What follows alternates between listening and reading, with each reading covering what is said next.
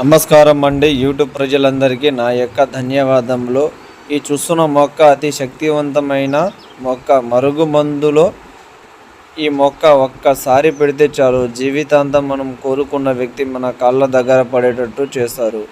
ఇది దేంట్లో పెట్టాలంటే చికెన్లో కానీ, మటన్లో కానీ, జ్యూస్లో కానీ, మనం తాగే ఆహార వస్తువులో పెట్టాలి.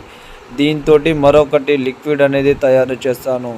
బట్టలకు, చెప్పులకు, తలకు, వంటికి మనం నడిచి వెళ్ళే దారిలో పూయడం కానీ, చల్లడం కానీ, రాయడం కానీ జరుగుతుంది.